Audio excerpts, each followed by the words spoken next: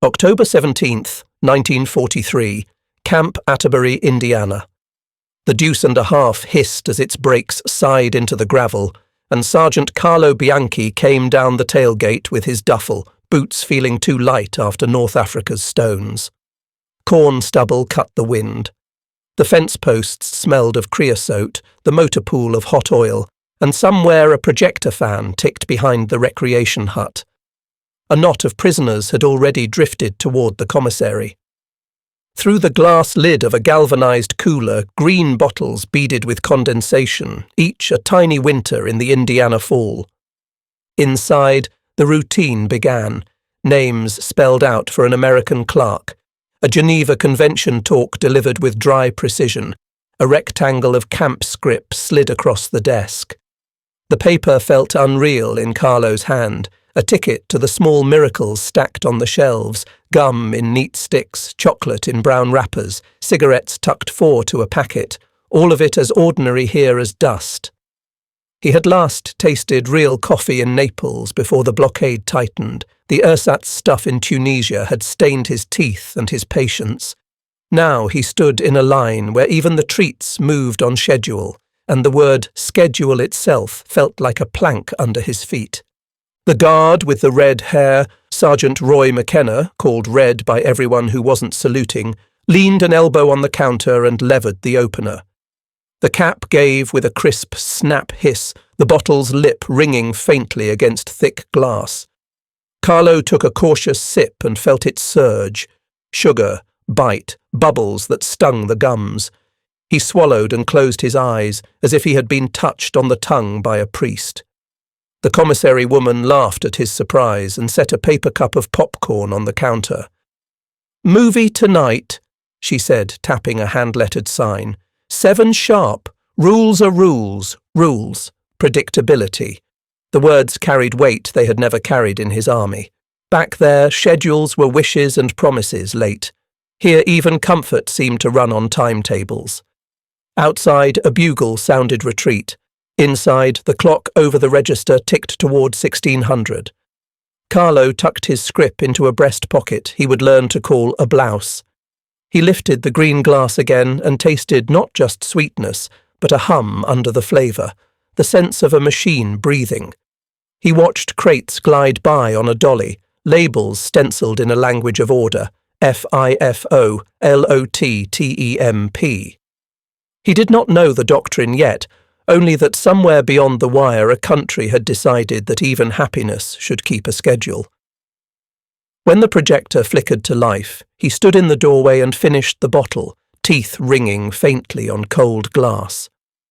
Something in him shifted, not a surrender, but a recalibration, the quiet knowledge that if a nickel could buy this everywhere, then the war he understood was already changing shape. The warehouse breathed in slow, square rhythms, aisles numbered like streets, pallets stacked to the height of a church nave. T/4, Evelyn Hart signed her initials, E.H, on a receiving sheet and watched a Clark forklift thread the lanes like a patient fish. Chocolate went to the cool side. Thermometer on every post, target 60 to 65 degrees, paper tag stamped FIFO so the oldest lots moved first. The Quartermaster Corps loved order the way pilots loved lift. Evie loved it because men fought better when their pockets were boring and full. She walked the new clerk along the map tacked to the wall. "D-ration here," she said, tapping a block of bins. 4 ounces, about 600 calories. Emergency only. Don't let the name fool you. It's not a candy bar, it's an edible gear. A little farther. K-ration components, cheese spread, biscuits, a matchbook, stick gum, a 4-pack of cigarettes. You'll see the C-ration line building up for units staging out. Heavier, more variety. None of it glamorous, all of it counted. They paused while a crate rumbled past on a pallet jack, stencil letters ticking off their alphabet. COCOA, SUGAR, COFFEE, LOT 43-10. The requisition ledger on her clipboard had the clean beauty of a violin score. Columns for weight, calories per man per day, humidity notes, spoilage tolerances, convoy dates, unit destinations. It never mentioned fear or homesickness, but it played them anyway. "This is morale materiel," she told the clerk. "We track it like ammunition because it fires in a different direction." A truck outside backfired. The overhead bulbs hummed. Toward the end of the month, the deliveries began to overrun the bins. Hershey kept its promise, and then some. Evie wrote a memo with the cheerful menace of abundance. Recommend reallocation of excess, de-ration to coastal depots. Consider remelt reblock if surplus persists. She knew the word waste would raise eyebrows, so she didn't use it. Still, the fact sat there like an elephant on a cot. In a war where Axis soldiers cut rations into halves, the American problem could be too much chocolate in the wrong warehouse. She pocketed her pencil and stepped into the afternoon. Trucks idled in a chalked serpentine. A corporal checked seals against bills of lading. The routine made a music. Diesel, shouted cereals, the clack of a stamp. Evie tightened the scarf under her garrison cap and thought of the men who would stuff these bars into field jackets and forget them until an hour of need. Predictability was the heart of victory. When the telephone rang, transfer orders for a POW detail bound west, she wrote down the rail time and smiled. Systems didn't sleep. They just changed scenery. The dust of Texas would do what Indiana's chill had done, keep the schedules honest and the chocolate cool enough to matter. 3 weeks later, the train rolled into the Panhandle and sighed to a stop under a sky so big it made men feel smaller than their shadows.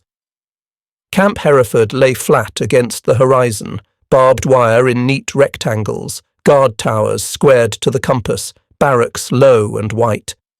The wind tasted of dust and broomweed. Officers among the prisoners drilled past a chapel they had raised with their own hands, boards planed smooth, a simple cross cut from packing crate pine. Sergeant Roy McKenna checked his watch and his roster and walked the work detail to the tool shed. "Chow at 1700, he said. "Same as yesterday. Same as tomorrow." No one argued with a schedule that never failed. Here the system revealed itself in the mundane. The service command hierarchy ran from Washington to the post commander to the camp CO to Red's clipboard. Showers cycled hot on the hour, laundry rotated by barracks, mail was sorted and posted with the accuracy of artillery. Carlo learned the American names for pockets and seams, blouse, fatigues, shelter half, and learned the taste of a stick of mint gum savoured after evening prayers. When a fight sparked in the yard over a borrowed razor, Red didn't bark. He produced the standing order and a fresh razor from supplies, and the argument dribbled away like a bad idea in rain. The chapel made a still pocket in the wind. Boards creaked, a harmonium coughed into pitch. Carlo knelt and felt grit grind under his knee, and afterward he stood with a lieutenant who had taught Latin in Palermo. They spoke quietly about families and bread. The lieutenant stared at the fence and said the strangest thing about America was not wealth, but steadiness. "It is like a metronome," he said, tapping 2 fingers against his wrist. "Even the kindness is punctual." On inspection day, Evie's memo beat them to Texas. A quartermaster courier delivered reallocation orders with a penciled note, "Hold D-ration for transfer." Red locked the storeroom and signed for the cases. He had seen men argue over 1 tin of bully beef in Tunisia. Now a warehouseman apologized for inconvenience of too much chocolate. In a peak week, Hershey's lines would stamp roughly 24 million D-bars, 4 ounces each, about 600 calories apiece, an ocean of energy that on paper could feed millions of soldier days. Carlo turned the math in his head and failed to find the end of it. At sunset, the guard shift changed and the wind leaned against the barracks like an old horse. Red took bottle from a cooler and handed it to the lieutenant outside the chapel door. The cap ticked off. The first swallow sounded like bell. In the guardhouse, a telephone rang with new orders. Some of the men would ship east for port work. The schedule had spoken. It would be Boston next, and salt in the air instead of dust. Early 1944 put salt in the air. South Boston's brick piers sweated under sodium lamps, fog beading on the railings, while a Liberty ship exhaled steam like an animal settling. Luisa Santini wrapped her fingers around a coffee urn to keep them warm and watched the gangway. The men came off in a file with the reserved energy of people who understood schedules, Italian service unit patches on their sleeves, caps squared, eyes cautious until the work started and purpose burned away the rest. Carlo recognized the smell first: wet rope, creosoted pilings, diesel with a hint of fruit from split crates. It was a harbour smell, worldly and hungry. The foreman blew a short whistle and the chain formed without drama. Pallets swung off the hold on a union hook. Hands took the weight and walked the load in a rhythm learned in yards across America. Beer in brown bottles, canned peaches, cocoa tins, cases of D-ration, stoves, socks, drums of 100 octane, crates marked with unit codes and dates. Luisa moved along the line with paper cups, filling them from her battered urn. She spoke enough Italian to trade jokes, enough English to make the quartermaster sergeant laugh. "Work steady," he said, thumbing a clipboard. "Ship's on a clock." The clock was the first language everyone spoke. Carlo felt it instantly. No shouted improvisations, no scrounging for rope. Every sling, every hook, every path chalked on the pier. When the rain started, waxed paper went over the pallets in a single motion like a magician's cloth. A corporal re-stenciled a smudged case, Lot 44-02, and checked it off against the manifest, the pencil flicking with the speed of someone who'd penciled his whole life. Carlo's hands remembered the rhythm of marching and found a better one. Lift, step, set, back, turn. The crates of candy and soda brought smiles out of men who had forgotten how to smile politely under watch. Someone asked if the bottles were for officers.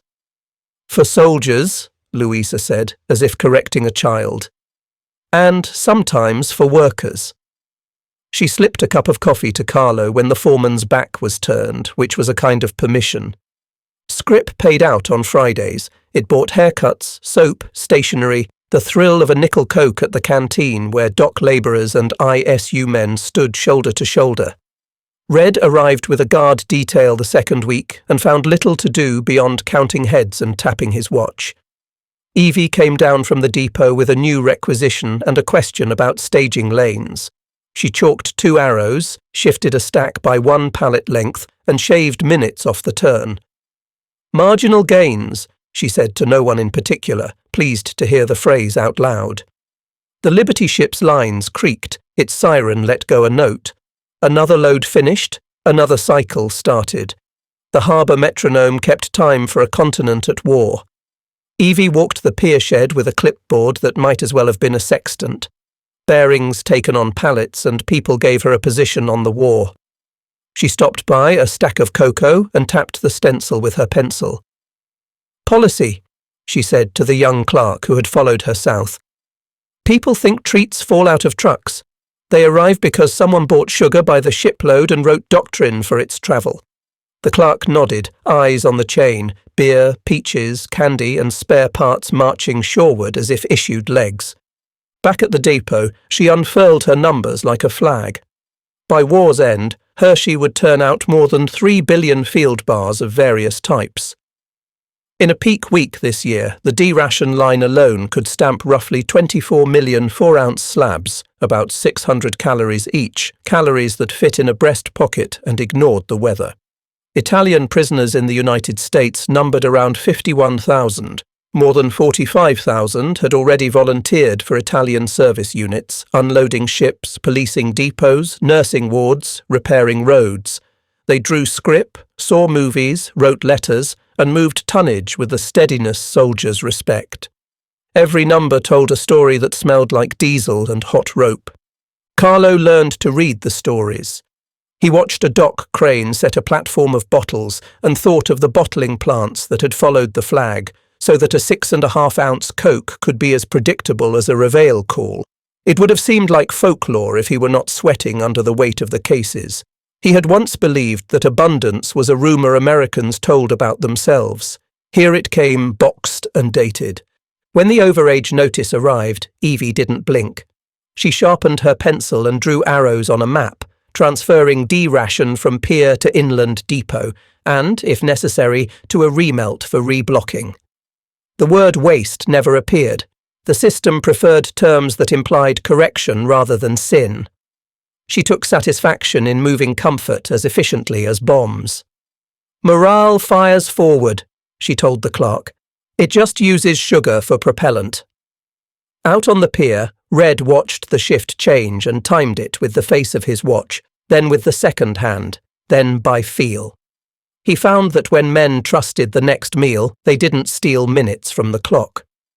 The ship's whistle marked completion and the pencil marked it a different way, and both were music. The work lights snapped off in sections, leaving a hard moon and the stink of creosote. Carlo flexed his hands and realized he was learning a new alphabet. Numbers, arrows, dates, and the taste of cold glass at the centre of it. The rain on the pier triggered a memory with the force of a flare.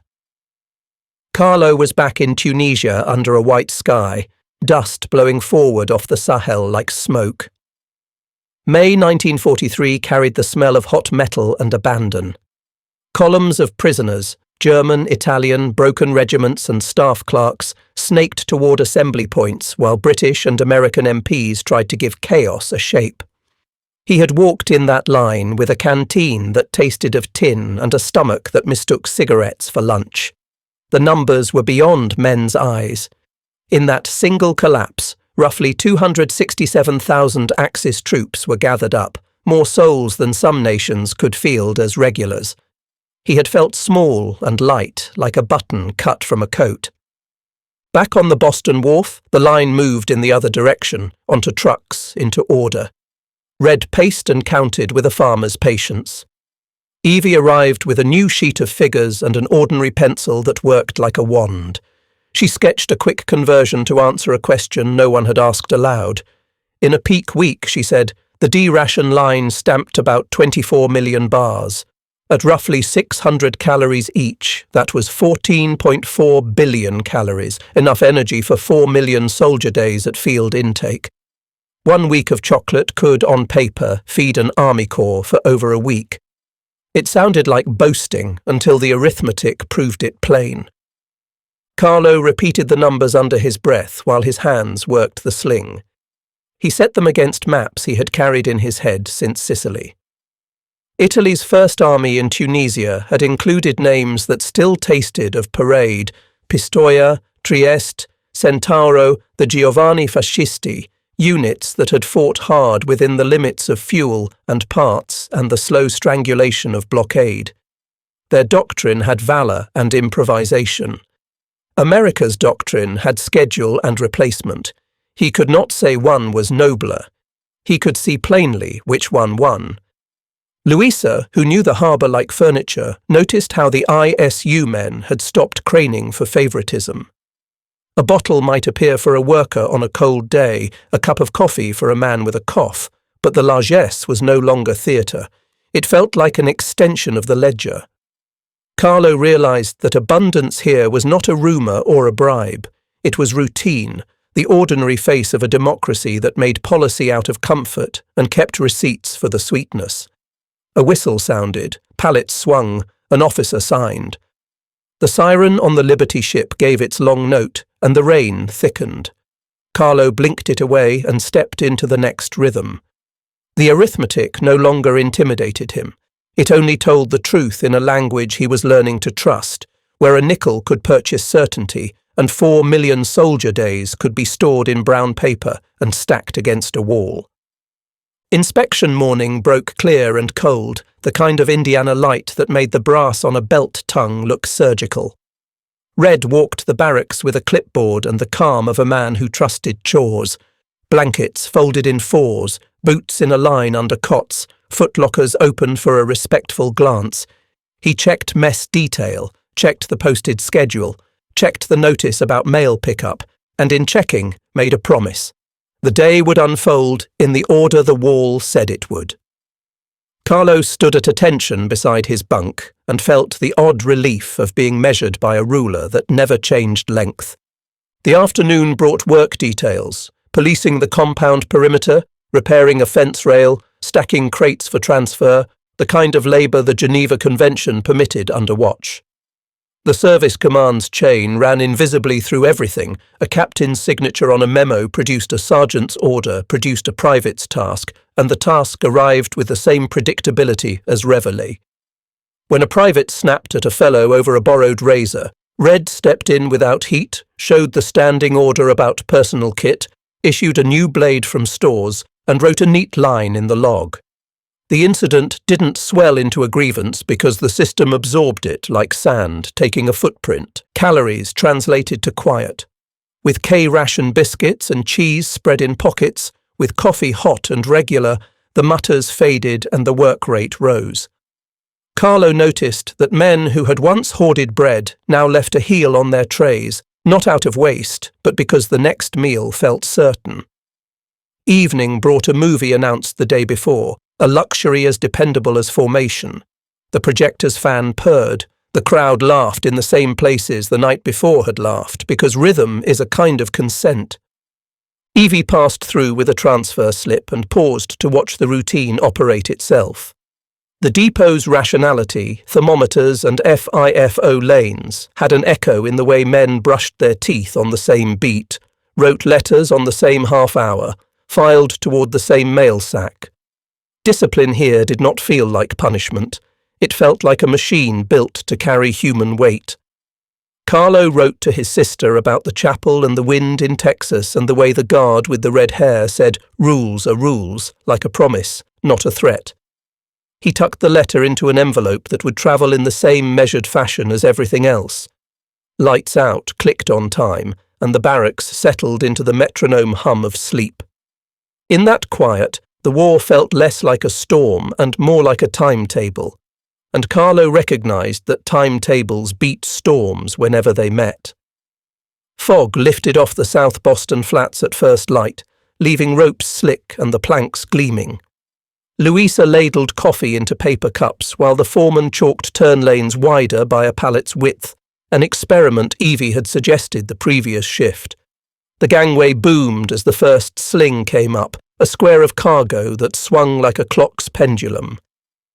ISU men stepped in, hands quick at the guide ropes, and the load set down with a soft thump that ran through their boots into the boards. Margins mattered.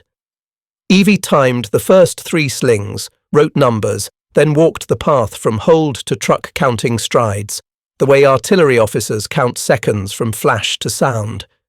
She shifted a stack by 2 feet, redrew a chalk arrow, moved the rest bench closer to the hook point. A crew leader tried a different hand signal, 2 fingers for up, palm for hold, and suddenly the chain moved smoother than torque. Minutes shaved off 1 turn, compounded over a ship day. The pier learned a habit the way a regiment learns drill. Carlo found the rhythm again, lift, step, set, back, turn.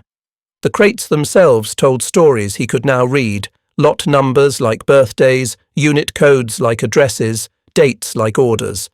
He ran a palm over a case of D-ration and felt the embossed hardness, a reminder that even sweets had been engineered like tools. A sling of bottled soda rose past his shoulder and turned in the light, the green glass catching a slice of sky. It would be warm by the time it reached a bivouac east of here, but cold now it promised a soldier that he belonged to a system that remembered him. Red counted heads and watched for strain. He had learned that trouble showed in shoulders before it showed in voices, and he swapped men before tempers thinned. Louisa worked the line with coffee and a joke, a translator of goodwill. A civilian longshoreman grunted appreciation for how fast the ISUS moved and said so without condescension. Respect flowed easier when clocks did. Toward noon, the foreman blew his whistle and waved Evie over to the chalkboard where the morning's figures stood in a smudge of rain. Yesterday's turnaround had been respectable. Today's, with the new lane widths and signal tweaks, had tightened by minutes that mattered at convoy scale. Evie drew a neat circle around the delta and wrote the only praise a depot believes in: keep. The Liberty ship took a longer breath, as if satisfied with its own lungs, and the siren called the next act. What changed on the pier would ripple outward: rail schedules, depot receiving, convoy assembly. The arithmetic of minutes had discovered its weapon. Evie stood beside a display of rations and beverages in the depot briefing room, a museum arranged for a war that knew why it collected. She tapped the D-ration slab with her pencil and spoke without salesmanship. 4 ounces, roughly 600 calories, pressed to endure heat and handling. She set it beside a K-ration kit: cheese spread, biscuits, a book of matches, a stick of gum, and a 4-pack of cigarettes, and the small pile looked like a quiet miracle. Then she turned to the ledger, where miracles learn to keep schedules.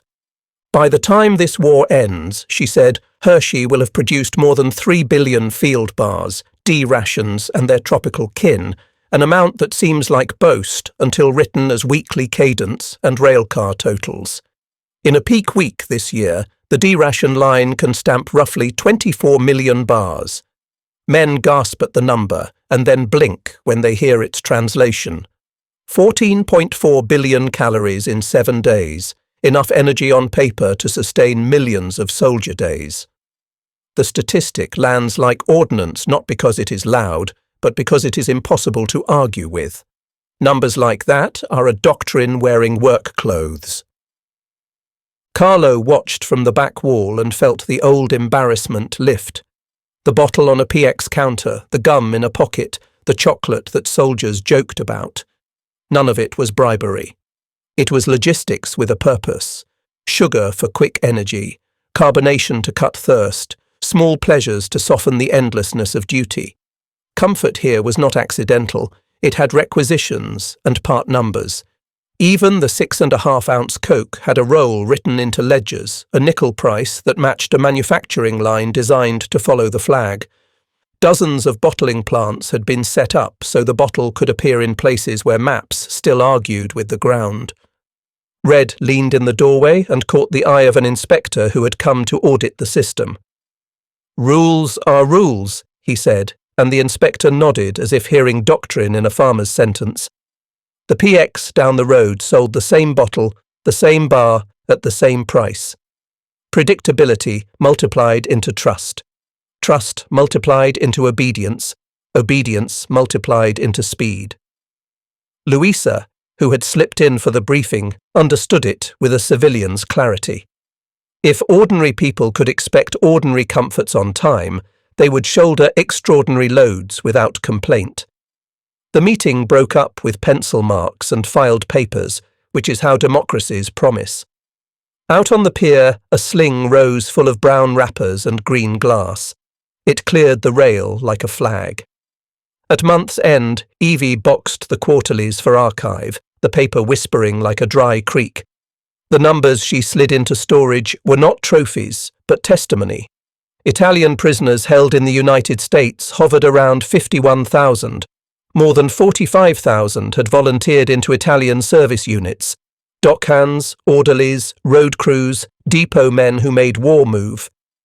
The capture in Tunisia had gathered roughly 267,000 Axis troops in a single collapse, a mass that rewrote shipping plans and fed the home front labour pool that Geneva allowed. The ledgers did not shout. They charted the drip of victory. She walked a visitor through the synthesis. The pier's marginal gains, chalk-line lanes widened to relieve bottlenecks, rest benches edged closer to the hook point, hand signals simplified, had shaved minutes that became trains, trains that became convoy dates met instead of slipped. The PX counter sold 6.5-ounce bottles for a nickel because bottling plants had been sited where soldiers would be. That price was a promise as much as a number. D-ration bars moved under strict temperature and rotation because engineers had treated bravery as a constant and logistics as the variable that decided outcomes. Carlo felt the scale of it without needing to see the whole map. He handled crates that would be opened by men he would never meet in places he would never go, and the predictability of the work assembled a kind of patriotism that had nothing to do with flag-waving. He would have told his sister that the Americans believed in a chain you could lean on, requisition to manifest, to sling, to truck, to depot, to ship, to beach, to foxhole. Somewhere in the middle of that chain sat a bottle cap's hiss and a slab of chocolate that waited like a pocketed prayer. Red signed off on a week's accident log blessedly thin and thought about causation. Fights had diminished after schedules held steady, after calories rose, after men learned that the next small pleasure would arrive on time. He knew better than to call it charity. It was policy, written in plain words and honoured by clocks. Louisa walked the pier at evening with an empty urn and listened to the ship's siren call its long, contented note. She saw the way the Labour had welded a temporary fellowship, citizens, soldiers, prisoners, all in service to a timetable bigger than any one of them. Evie sealed the last box with twine and inked a spine with the month and year. She paused, then wrote one more word. Enough. It wasn't a boast. It was a diagnosis. The system had produced enough to starve uncertainty, enough to make obedience efficient, enough to make mercy practical. Somewhere outside, a truck shifted gears, and the war moved another inch toward home. The war's calendar turned its last pages with a dignity that surprised everyone. Repatriation began to spool, and in 1945 and 1946, Carlo crossed the Atlantic the other way, the smell of brine and coal smoke replacing creosote and diesel. Naples came into view under a smudged blue, the harbour pocked with the half-sunk evidence of years that had argued with steel. He stepped on the quay lighter than the man who had walked into American wire. In his pocket was a folded card from the camp canteen, a relic that felt like a passport issued by order rather than nation. He found that the habits travelled better than souvenirs. Trains that left within a minute of their posted time seemed like fantasies until he had ridden them. A cafe that kept sugar strictly measured made him think of ledgers in Indiana. He looked at municipal notices as if they were orders of the day, and discovered that civic life improved when notices behaved like orders, and orders behaved like promises. He told his sister that the miracle wasn't wealth, it was steadiness, a schedule you could raise children on. Letters arrived from America as if to prove the point. Louisa wrote about weddings and GI Bill classrooms and a peacetime harbour that still smelled of rope and hope. Red sent a photograph of a field in Indiana cut into straight furrows the length of a parade ground, captioned only with a date and a grin. Evie tucked a carbon copy of a commendation into an envelope with a postcard of the depot, orderly, almost pretty, and wrote that she had been promoted for the exotic skill of putting cargo where it belonged on time. No one mentioned heroism. They mentioned clocks. Carlo applied for a clerk's job with a railway office and found that his English, learned from guardhouse jokes and ledger headings, startled the interviewers. He kept a small calendar in his pocket and began to treat appointments like formation. People noticed. The war's abundance did not follow him home in crates. What followed was the idea that abundance could become normal if the ledger respected the person and the person respected the ledger. He would have said that democracy's secret was that it made the ordinary sacred and then enforced it with decency. One afternoon he bought a soda from a street cart because he wanted to test a memory. The bottle did not bead with the same Arctic glamour. The cap did not sing the same note. But the coin he paid felt like a ticket into a timetable, and that was enough. He sat on a stone step and drank to the idea that a nation could make policy out of kindness and win a war with it. The story resolves where it began, with cold glass on the teeth and numbers under the sweetness. Memory returns to October 1943 at Camp Atterbury, the green bottle shining like a promise that turned out to be a plan. It moves through the Texas wind that sanded edges off everything but discipline, then into the Boston fog where pallets swung and learned to keep better time. The line of men in Tunisia had seemed like an ending. In truth, it was a transfer. Roughly 267,000 lives rerouted into a system that made even mercy punctual. From the height of a historian's map, you see the chain without losing the hands. Italian prisoners held in the United States measured around 51,000. More than 45,000 of them volunteered into Italian service units that made American logistics run faster and kinder. The quartermaster's doctrine treated sugar and cigarettes as tools, and the figures that feel like legend bear the weight of ledger ink. Hershey's wartime production climbed past 3 billion field bars. In a strong week, the D-ration line pressed about 24 million 4-ounce slabs, 14.4 billion calories in 7 days. The bottles followed the flag because bottling plants were placed to do so, and a 5-cent price honoured the simplicity soldiers crave. Impossible statistics become ordinary when strapped to schedules. That is the revelation the prisoners discovered at the commissary counter and on the pier. A democracy had decided to make comfort policy and had the factories to keep the promise. The result was not decadence. It was velocity. A man who expected a meal on time would load a ship on time. A ship loaded on time would meet a convoy. A convoy met on time would make a beachhead stronger than the defender's fear. The arithmetic loops back to an image so humble it is easy to miss. A hand-lettered sign that reads, "Movie tonight, 7 sharp," and a projector that keeps its word.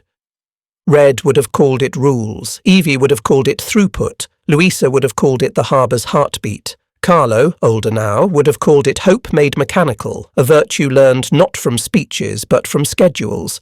The ledger and the sword had shared a handle, and the hand that held it wore no ornament but a watch that ran. The bottle opens one last time in memory, the cap giving with the clean sound of a job done correctly. The glass chills the teeth. The caramel bite flashes before it settles into something steadier, the taste of systems behaving. It is not triumphal so much as solemn. Free people, properly equipped and punctual, had made tyranny look clumsy. The world we inherited keeps the flavour if we keep the clocks.